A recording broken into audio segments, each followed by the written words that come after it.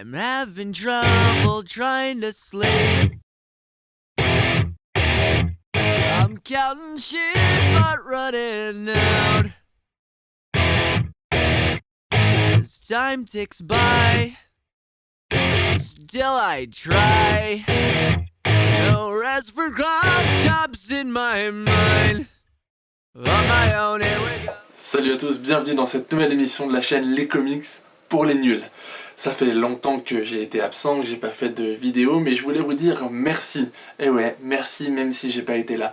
Merci parce que pendant tout ce temps d'absence, vous avez été nombreux à regarder mes vidéos, vous avez été nombreux à me laisser des commentaires, à m'envoyer des messages me demandant où j'étais passé et m'encourageant à faire de nouvelles vidéos.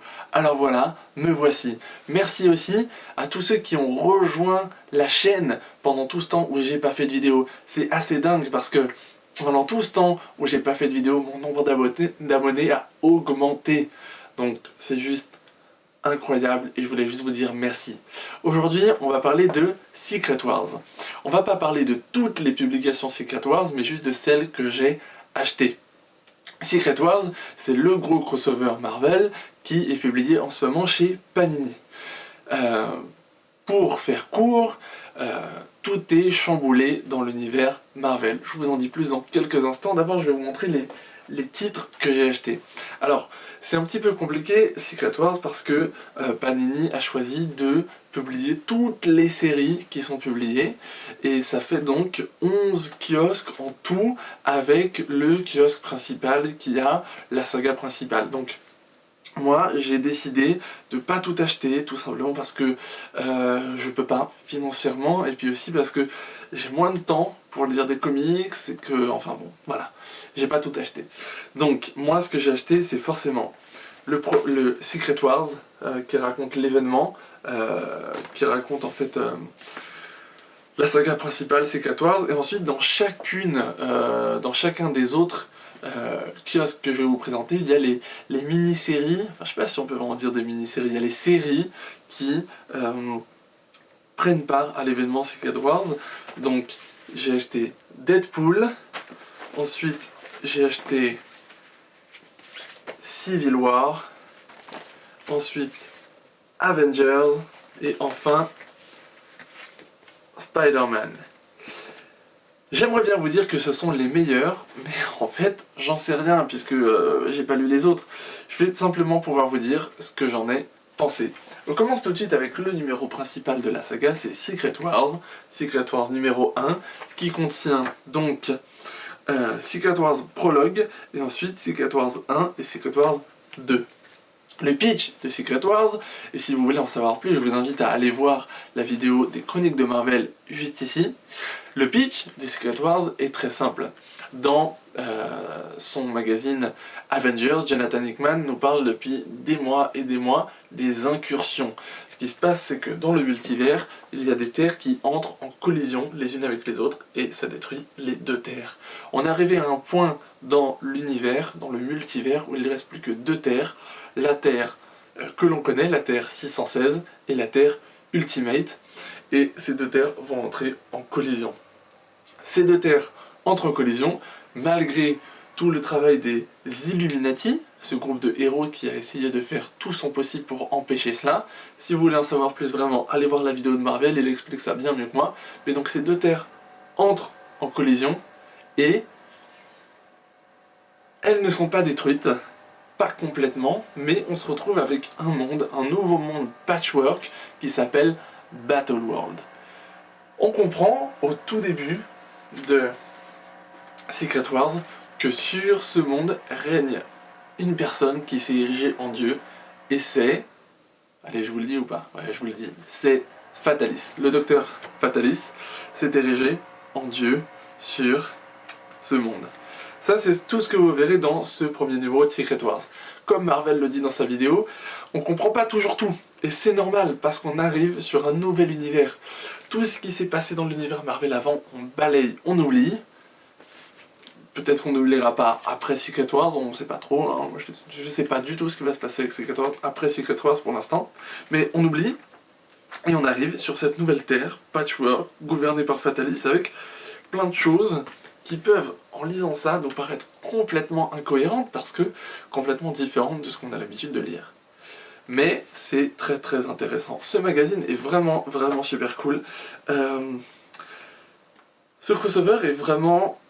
Ça fait un moment que j'ai pas lu un crossover qui m'emballe vraiment chez Marvel. Et là, le premier numéro m'emballe vraiment. Alors faudra voir, parce qu'avec Age of Ultron, au début j'avais été très emballé aussi. Et on sait comment ça s'est fini. Voilà pour ce magazine. Le deuxième magazine, non, je vais vous présenter celui-là plus tard. Le deuxième magazine que je vais vous présenter, c'est Civil War. Civil War qui reprend donc le nom d'une saga, la célèbre saga Civil War qui a eu lieu il y a quelques années chez Marvel.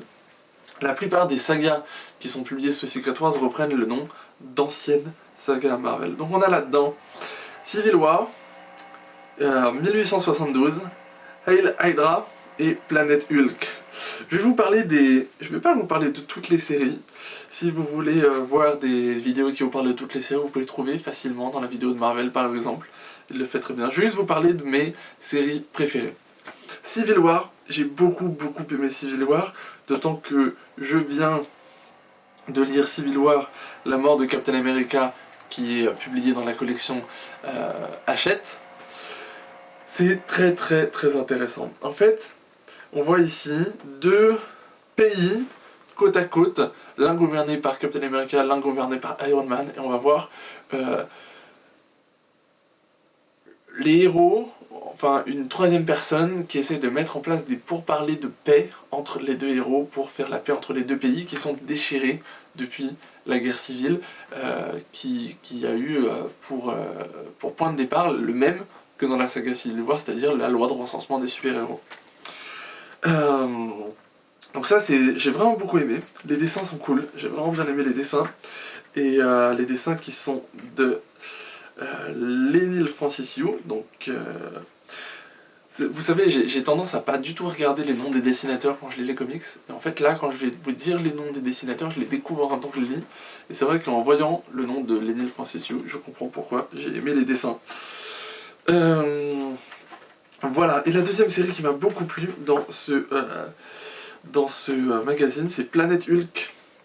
Encore une fois, parce que j'ai lu récemment la saga d'origine, Planète Hulk, et je trouve que celle-là rend plutôt bien... disons, on a juste une partie, mais on comprend en fait qu'à la fin, plutôt que d'être une planète où Hulk est exilé, ça va être en fait tout un pays, toute une partie de Battleworld qui va être remplie que par des Hulk. C'est plutôt cool, en fait. Moi j'aime bien. Voilà. Voilà pour Civil War. Ensuite, Avengers, et là-dedans il y a vraiment une série qui m'a beaucoup plu. Donc dedans on a A-Force, Thors, la guerre des armures, Armor Wars en anglais, et Future Imparfait, Future Imperfect en anglais. J'ai beaucoup aimé, et c'est la seule série dont je vais vous parler de ce magazine. Les autres sont cool, mais celle-là j'ai beaucoup aimé. C'est Thors. Thors avec un S, parce qu'il y a plusieurs Thor. En fait, Fatalis s'est entouré d'une armée de Thor qui est en fait sa police. C'est un petit peu comme si les Green Lantern étaient tous des Thor. Voilà. Et c'est plutôt cool. On voit différents Thor. Il y a une Thor Ororo, Tornade. Il y a plein de trucs vraiment sympas. Et en fait, il y a un duo de Thor qui va enquêter sur une série de meurtres. Et comme le Battle World est... comme le Battle World est fait des restes de plusieurs mondes, et ben en fait, il se trouve qu'il y a plusieurs fois les mêmes individus sur le Battle World. Et les Thor ces deux Thor vont commencer à mener une enquête qui implique un petit peu ça. C'est très sympa, une espèce de récit policier avec tous les personnages Thor qu'on aime beaucoup. C'est vraiment très sympa. Très sympa. Et comme le dit Marvel dans sa vidéo, c'est vrai que pour bien comprendre il vaut mieux connaître l'identité de Lady Thor, la Thor féminine qu'on voit depuis quelque temps. Ça nous a été révélé dans le dernier numéro de Avengers World, Avengers Now. Donc c'est bien de savoir ça, on comprend un petit peu mieux les choses et les enjeux. Spider-Man, Secret Wars Spider-Man, très très sympa aussi. J'ai beaucoup aimé ce magazine. C'est dingue à quel point j'aime Spider-Man ces dernières années, alors que avant de commencer à lire Spider-Man, c'était un personnage que je trouvais ridicule et vraiment naze. Et en fait, je pense que j'aime beaucoup Dan Slott. Hein. De toute façon, j'ai commencé Spider-Man sur le run de Superior Spider-Man de Dan Slott. Enfin, là-dedans, on a Spider-Man Renew Your Vows, Secret Wars 2099, Spider Island et Spider-Verse. Spider-Verse qui vient juste de se terminer il y a quelques mois et qui est déjà repris dans Secret Wars. Alors, j'ai beaucoup aimé dans Renew Your Vows, on voit un Peter Parker qui est marié et qui a des enfants, comme si son divorce d'avec Mary Jane n'avait jamais eu lieu, comme s'ils avaient eu un enfant ensemble et que la vie était belle et tout. Belle, pas tant que ça, puisque évidemment ça va se corser, sinon c'est pas drôle. Voilà, ça c'est Renew Your Vows. On a ensuite l'autre série que j'ai beaucoup aimé, c'est Spider-Verse. C'est les deux séries de Spider-Verse que j'ai eu là-dedans. Dans le premier, on voit Spider-Gwen qui n'a pas conscience de qui elle est et qui va petit à petit prendre conscience de qui elle est et qu'elle est une avatar, c'est un totem comme on voyait dans Spider-Verse, et qui va rencontrer d'autres Spider-Man. Et dans le deuxième, on voit, en fait c'est deux petits récits, et dans le deuxième on voit un petit peu la vie de Spider-Cochon, Spider-Ham en anglais, puisque Spider-Cochon n'est pas une invention de Homer Simpson, comme on le sait maintenant.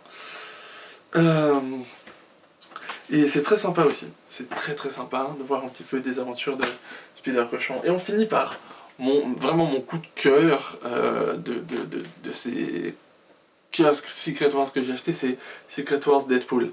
Mon coup de cœur, je savais que ça allait être mon coup de cœur avant de l'acheter pour une raison principale, c'est...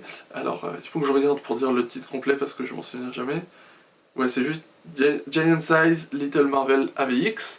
C'est par Scotty Young. C'est Scotty Young qui utilise ces personnages Marvel bébés qu'il y a sur ses variantes cover et qui les utilise pour réécrire la saga Avengers vs X-Men. Et c'est super drôle. Je vais vous parler de ça tout de suite. Alors c'est dans le magazine Deadpool parce que en fait les éditeurs de Panini avaient expliqué qu'ils ont mis dans ce magazine toutes les séries un peu déjantées qui pouvaient donc être un peu apparentées à Deadpool parce que c'est autant déjanté que Deadpool. Et donc en fait, voilà, c'est le style Scotty Young. Et, oh là là, j'aime vraiment ça. Et en fait là, ils se battent quoi, c'est des bagarres de cours de récré mais avec des super-héros avec des mini super-héros bébés qui ont des pouvoirs, c'est juste super drôle, donc lisez ça, c'est super cool. Il y a Deadpool Secret Wars, et ça c'est vraiment super bon aussi. Vous savez sûrement que Secret Wars, l'événement qui a lieu en ce moment, reprend le nom d'un événement qui a eu lieu dans les années 70, 80, je sais plus, déjà fait par Marvel et qui s'appelait déjà Secret Wars, les guerres secrètes en français. À l'époque, Deadpool n'existait pas. Mais là, les auteurs de Deadpool réécrivent l'histoire de Secret Wars en incorporant Deadpool comme s'il avait été là à l'époque. Et en fait, ils nous expliquent, si, il était là, mais vous l'avez pas vu, laissez-nous vous montrer où il était. Et je trouve ça juste super cool. Du coup, c'est pas vraiment lié au reste de Secret Wars, donc en un sens, c'est parfait d'avoir mis Deadpool là-dedans, parce que tous les récits qui ont lieu en ce moment sont liés à Secret Wars, sauf celui-là, parce que Deadpool, il s'en fout, il fait ce qu'il veut. Donc ça, c'est vraiment cool. J'ai beaucoup aimé ça. D'autant que j'ai lu aussi Les Guerres Secrètes l'année dernière dans la collection achète. Donc ça c'est vraiment sympa de voir, j'ai hâte de lire la suite de ça. Et voilà, donc d'autres titres aussi qui sont très cool, mais voilà, je vous ai fait le palmarès de mes titres préférés parmi tous ceux que j'ai lus dans Secret Wars. Je ne lirai pas les autres, je n'achèterai pas les autres kiosques. Peut-être que dans l'avenir, quand ce sera paru en librairie, etc., je compléterai ce que j'ai pas lu. En tout cas, pour l'instant, actuellement, je lirai pas les autres. Ce que j'aime beaucoup avec Secret Wars, et c'est vrai que sur internet j'ai vu passer des commentaires, ouais, il y en a qui s'extasient en disant... Alors j'ai vu un commentaire de Chris, de Comic Race, qui disait qui comprend pas trop tous ces jeunes youtubeurs qui disent que Secret Wars c'est l'événement de fou et tout et tout. Et je comprends ce qu'il dit. C'est vrai qu'en soi, c'est pas forcément un plus gros crossover que les autres. Mais moi, ce que j'aime beaucoup, c'est que dans Secret Wars, ils sont en train de dire, voilà, pendant tous les mois où Secret Wars sera en cours, il y a plus de continuité, la continuité a volé en éclats, le monde, l'univers Marvel a volé en éclats, et donc les scénaristes sont vraiment libres d'écrire les histoires qu'ils veulent sur leur monde. Alors évidemment, ils ont quand même un cadre à respecter, avec cette suprématie de fataliste sur le monde, etc. Mais le cadre est disons, beaucoup plus large, j'ai l'impression. Ils n'ont pas toute cette continuité à respecter. Et ça fait des récits très intéressants qu'on peut lire sans se prendre la tête, sans essayer de comprendre pourquoi on en arrive là, qu'est-ce qui s'est passé avant, etc. C'est très cool. Donc, tout ça pour vous dire que si vous n'avez pas encore lu Secret Wars numéro 1 et que vous n'avez pas encore chopé au moins 2 ou 3 des kiosques qui vont avec, faites-le. Faites-le parce que c'est juste des super récits, et c'est juste un super moment que vous allez passer à la lecture de tout ça. Voilà, je vais pas vous en dire plus, je vais m'arrêter là. On se retrouve bientôt pour une nouvelle vidéo. En attendant, achetez des comics, lisez-les et kiffez-les. A bientôt.